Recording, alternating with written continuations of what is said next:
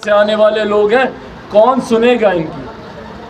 तो कान खोल के सुन ले ऐसे लोग जो ये सोच रखते हैं कि अनुसूचित जाति जनजाति की सुनवाई करने वाला कोई नहीं, उनकी बात को उठाने वाला कोई नहीं। जब तक चिराग पासवान जिंदा है, मैं इन घटनाओं के विरोध में निरंतर आवाज़ उठाता रहूंगा और सुनिश्चित करूंगा कि इन परिवारों को कम से कम न्याय मिले और कम से कम ये परंपरा ना स्थापित हो कि कोई भी आए कुछ भी करके चला जाए और उसके बाद लोग हाथ पे हाथ धरे बैठे रहे। मैंने लिखित तौर पर भी आप सब साथियों के सामने भी मैं इसकी प्रतिलिपि दे रहा हूँ, पर मैंने लिखित तौर पर भी माँ महिम को भी मैंने इसकी जानकारी दी है। मैं माँ महिम राष्ट्रपति की मैं बात कर रहा हूँ, अनुसूचित जनजाति से आती हैं।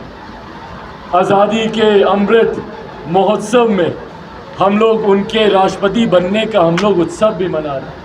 75 सालों में पहली बार एक आदिवासी महिला, लोक जनशक्ति पार्टी रामविलास ने सबसे पहले तमाम विरोधों को दरकिनार करते हुए, एनडीए से हमारे संबंध हैं नहीं हैं, सारी चीज़ों को एक तरफ रखते हुए तुरंत हम लोगों ने समर्थन दिया था।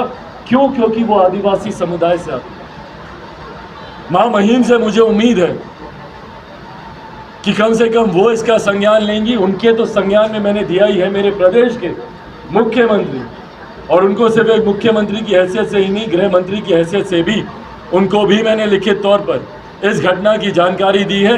कम से कम इस विषय में मैं उनसे उम्मीद ज़रूर रखूँगा। एक बच्ची, एक महिला, उसकी इज्जत से जुड़ा हुआ ये विषय है। उनसे मैं उम्मीद रखता हूँ कि इसमें वो तत्परता दिखाए।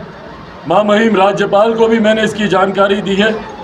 नीडलेस टू से यहाँ के डीजीपी महोदय और गृह सचिव और एसपी साहब को भी मैंने इसकी प्रतिलिपि दी है, पर साथ ही में इसकी प्रतिलिपि मैंने मानव अधिकार आयोग में भी मैंने दी है, महिला आयोग को भी मैंने इसकी जानकारी दी है, राष्ट्रीय बिहार दोनों स्तर पर, और साथ ही में अनुसूचित जाति जनजाति आयोग को भी दी है। इस तरीके के प्रेसिडेंट्स को सेट होने नहीं दिया जा सकता। ये कोई छोटी घटना नहीं है भाई, इतिहास गवा रहा है।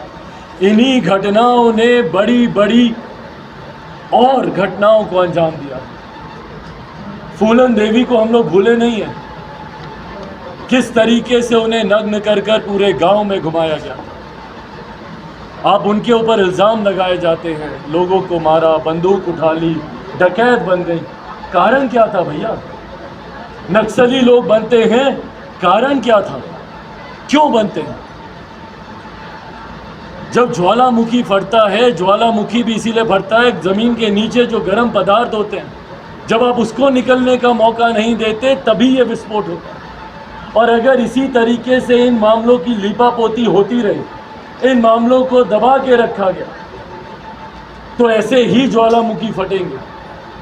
और इसीलिए मैं कम से कम पत्रकार बंधुओं से भी आग्रह करूंगा, और मैं साथ ही में तमाम सांसद विधायक नेताओं से आग्रह करूंगा कि वो जात पात धर्म मजहब से उठकर, मैं अनुसूचित जाति जनजाति से आने वाले नेताओं से तो विशेष आग्रह करूंगा कि वो सत्ता में हो, विपक्ष में हो, जहां पर भी हो, कम से कम इस बच्ची का साथ दें, इस बच्ची को न्याय दिलाने में, मेरी इस मुहिम में अपना साथ दें। पर साथ ही में मैं सरकार से भी आग्रह करूंगा कि मानवता को इस विषय में आधार बनाया जाए और दलगत राजनीति से उठकर बच्ची को न्याय दिलाया जाए। लोकसभा में इस विषय को मैं जरूर उठाऊंगा। लेटेस्ट खबरों के लिए देखते रहिए MUZ न्यूज और ताज़ा अपडेट पाने के लिए चैनल सब्सक्राइब करना ना भूलें।